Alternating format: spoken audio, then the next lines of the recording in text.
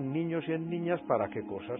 La experiencia educativa en España y fuera de ella y los estudios que ha realizado llevan a María Calvo a abogar por una educación donde se potencien los valores distintos de chicos y chicas. Soy radicalmente partidaria de que se atiendan a las diferencias sexuales en el aprendizaje. No es tanto separar radicalmente a los niños de las niñas en los colegios como aprovechar esas diferencias para que no se conviertan en limitaciones. Es decir, no se trata de generar estereotipos, sino de romper estereotipos. Actualmente tenemos un porcentaje mínimo de mujeres en ingenierías técnicas. Se ha demostrado que si a las niñas en los colegios se les da un apoyo especial en secundaria en materias como matemáticas o geometría, luego acceden en mucha mayor cantidad a este tipo de carreras. De manera que estamos rompiendo un estereotipo, estamos facilitando la igualdad de oportunidades. Separar para la igualdad, no separar para la diferencia. Entonces, si queremos realmente esa igualdad, hay que atender a esas diferencias y favorecerlas para que no se conviertan en limitaciones. María se basa además en recientes experiencias de Estados Unidos.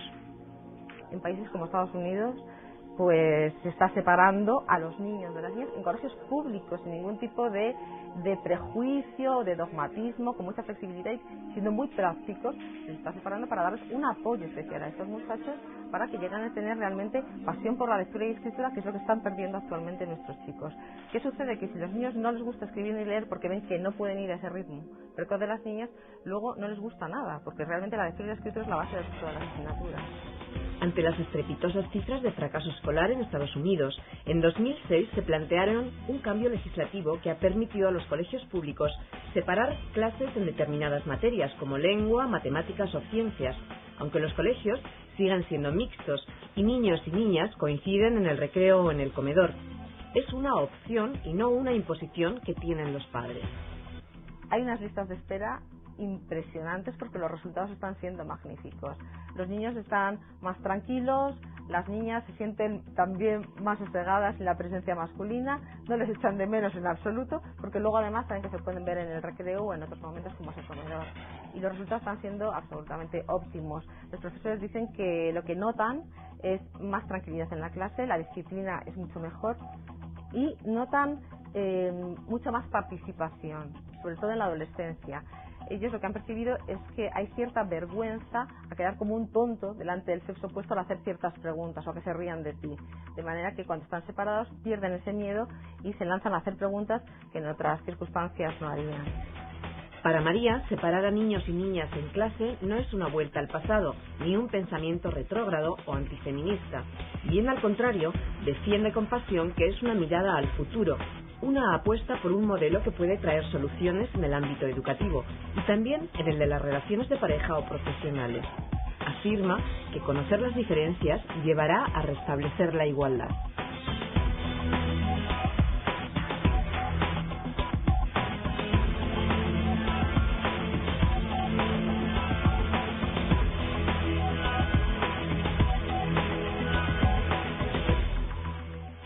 Alicia, este tema te ha sorprendido mucho, sobre todo por la enorme cantidad de información que has encontrado, ¿no? Que ha sido tanta que no has podido encajar toda en el reportaje. Cuéntanos un poco algunas diferencias, ¿no? Más. Pues el reportaje, como hemos visto, está orientado sobre todo a las diferencias cerebrales en lo que tiene que ver con la educación y el aprendizaje.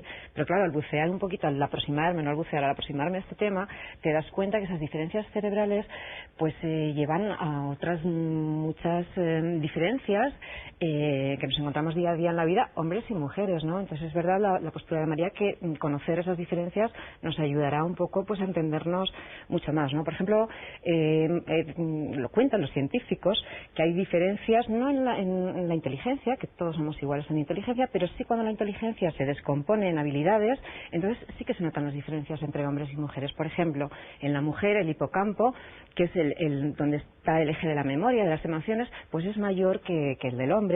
También es un 11% más, tiene un 11% más de neuronas el campo cerebral que se ocupa del lenguaje y del oído, por ejemplo, ¿no? Mientras que en el hombre tienen campos cerebrales más desarrollados, temas que tienen que ver con la agresividad, con la competitividad, con la dominancia y, por ejemplo, fíjate qué dato, tiene 2,5 veces más de espacio cerebral dedicado al impulso sexual que las mujeres, 2,5 veces más. Sí, muchas curiosidades. Manuel, si nos centramos en la educación y realmente las cifras revelan que el fracaso escolar afecta a más niños que niñas, ¿tú crees que debería tenerse en cuenta que existen estas diferencias y el sistema educativo debería tomar medidas específicas a lo mejor? Con la precaución de no ser pedagogo ni maestro, yo creo que el sistema educativo tiene una obligación permanente, ¿no? Yo creo que en ello están nuestros docentes de superar el fracaso escolar o limitarlo, ¿no?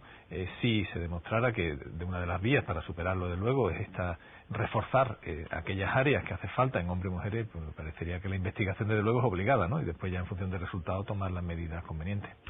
Alicia, y si damos por supuesto que los cerebros del hombre y la mujer son diferentes desde el nacimiento, pero después a lo largo de la vida también se imponen otros cambios, ¿no? Sí, pues por ejemplo, aproximarme a este tema de cerebro y educación también me ha hecho leer otros libros, por ejemplo El cerebro femenino, donde, bueno, pues ojalá tuviéramos en las manos las mujeres y también los hombres este libro desde muy temprana edad, porque esta neuróloga nos hace entender que la fluctuación de las hormonas pues domina a veces nuestra vida y nos hace ver la vida maravillosa o ver la vida muy triste o en fin, depende en qué punto hormonal estemos, ¿no? Y que esta señora analiza y divide la etapa de la mujer pues en muchas fases dominadas por unas hormonas específicas en cada fase, ¿no? La niñez, la pubertad, la madurez, el embarazo y la lactancia, y me ha sorprendido sobre todo que habla de la perimenopausia, que es una fase de la mujer que yo no había oído hablar de ella hasta ahora, que va 9 años antes hasta que aparece la menopausia, ¿no? Y entonces cuenta que realmente es un tobogán de subidas y bajadas de hormonas que hacen que la mujer tenga unos estados emocionales pues muy muy alterados, ¿no? Según la neuróloga Bricendin, dice que no se alcanza, digamos, una estabilidad emocional por las hormonas hasta después de la posmenopausia, ¿no? Entonces, bueno, es un libro, María, que te recomiendo a ti, a todas las mujeres, para entendernos, y a los hombres para que nos entiendan un poco más. Nos entiendan, para que nos entendamos todos un para poco que nos mejor. Entendamos todos, que es de lo que se trata. Manuel, ¿y a ti qué te parece que, siguiendo otras experiencias que han funcionado en otros países europeos, por ejemplo, se dé la opción a los padres, ¿no?, de elegir si quieren permitir que sus hijos estén niños y niñas separados en algunas asignaturas para el mejor desarrollo? A ver, yo creo que todo lo que sea investigar, probar, y si desde luego alguien demuestra que funciona, yo no tendría ningún prejuicio en negarme a eso, ¿no? Es decir, por tanto, investíguese, seguro que hay muchos docentes y investigadores en la materia, y se ve, hay ya, y se ha visto en el documental, pero me consta por algún libro, hay experiencia en Suecia, Estados Unidos y Australia, pues que se mire, bueno, y si podemos colaborar en evitar fracaso escolar, pues hágase lo que corresponda. Pues Alicia, muchas gracias por habernos traído este tema, que es un poco polémico, ¿no? También.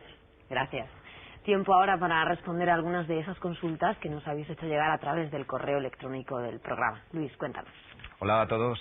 La primera es de María José de Madrid, que se hace eco de los resultados de una prueba hecha a alumnos de sexto de primaria de toda la Comunidad de Madrid. Los resultados de esta prueba de conocimientos y destrezas han sido utilizados para determinar la calidad de los colegios de esta comunidad. Según nos cuenta María José, los colegios de municipios y zonas con mayor nivel de renta son los que mejores resultados han obtenido. Nos pregunta entonces si podemos deducir que la educación depende en gran medida del nivel de renta, como hace unas semanas han publicado algunos medios. La segunda nos llega de Canarias, donde José María quiere saber la opinión de Manuel sobre una medida del Gobierno especialmente controvertida, la reforma de la Ley Orgánica de Libertad Religiosa. Con esta ley, por ejemplo, en las prisiones donde actualmente solo hay asistencia católica, con la reforma habría asistencia de otras confesiones. José María piensa que es un contrasentido, ya que todo lo público debería desvincularse de cualquier creencia religiosa, ya que ésta debe quedar estrictamente en el ámbito privado de las personas. Vamos a ver ahora qué opina Manuel. Manuel, ¿necesita España un observatorio de pluralismo religioso? Bueno, yo soy un poquito escéptico siempre de la creación de nuevos órganos, pero no cabe duda que la libertad de religión es una garantía, es un derecho constitucional. España es un Estado confesional, por tanto debe permitir que cada persona tenga una religión o no la tenga, es su libertad. Y en cuanto a las instituciones públicas, que es un debate muy importante, por ejemplo el de las cárceles, yo creo que si igual que le damos, porque si alguien lo pide, pues clases de formación de piano, de deporte, si alguien tiene demanda espiritual, pues no pasa nada porque también tenga ese servicio, sea católico, de otra religión. No hay que asustarse, eso no tiene nada que ver con la confesionalidad, sino sencillamente con los derechos o necesidades de la persona. Y la otra pregunta era sobre la relación entre la educación y el nivel de renta. ¿Tú crees que hay...? Al oír la pregunta me acordaba un estudio que dio un resultado que sirvió para basar una postura muy racista en Estados Unidos, que decían que los negros eran más torpes que los blancos por los estudios precisamente este tipo de estudios. Después se demostró que no era la raza, sino era la procedencia social. La población negra tenía menos nivel de renta que la blanca y eso es lo que justificaba. Por supuesto que el nivel de renta facilita el rendimiento educativo. ¿Por qué? En zonas muy pobres, pues la prioridad, los padres no tienen la referencia, los niños no han visto en sus casas la referencia de estudio, no tienen esa motivación tan clara de estudia que es tu vida y te tienes que formar, tienen otros problemas, suele haber familias con más problemas, es decir, todo eso conlleva a que compite con mucha más facilidad un niño de clases medias. Las clases medias suelen estar muy motivadas que niños de clases más bajas. Por eso el sistema educativo tiene que hacer un esfuerzo tremendo para hacer efectiva la igualdad de oportunidades. Gracias, Manuel. En la segunda parte del programa cambiaremos de asunto radicalmente. Veremos de qué forma se combina la tradición artesanal con las nuevas tecnologías para conseguir un complemento que hay quienes consideran el más importante de cuantos llevamos. Hablaremos de zapatos.